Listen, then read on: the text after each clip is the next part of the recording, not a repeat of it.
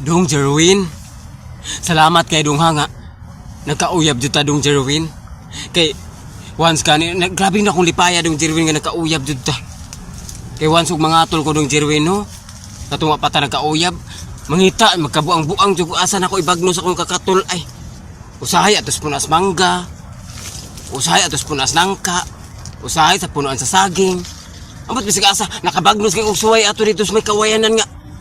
Hintawon oy nga padlos hinanto na akong sampot inta tong kakatol. Oy ako jud di man gyud makaya akong kakatol jud Dong Jerwin kay wa pa ba ako uyab ato yo pa sa dara kakaila ato.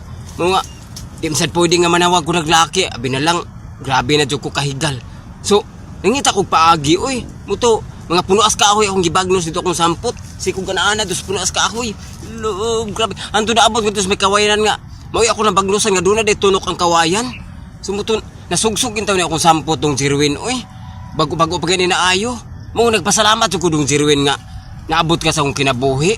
Or in English, I'm happy na you become in a part of my life. Mao ba na Dong Jerwin? Nagpatuyang naman ko in English oy. Unsaon man gud nga tamaran mo kita may eskwela gud sa una. Mamayabas ra man ko. Mao na jud ni resulta karon di jud ko mo English. Ha? Dong Jerwin, baliko na ko ba? Salamat kay Dong Jerwin nga naabot ka sa akong kinabuhi Dong Jerwin. Matambalan na jud daw akong kakatol ay. Di na jud ko madlok nga mga atol ko kay naamang ka Dong Jerwin. Salamat kay Dong Jerwin nga naabot ka sa akong kinabuhi. Mahalon dahil kapag ayo Dong Jerwin. I love you Dong Jerwin.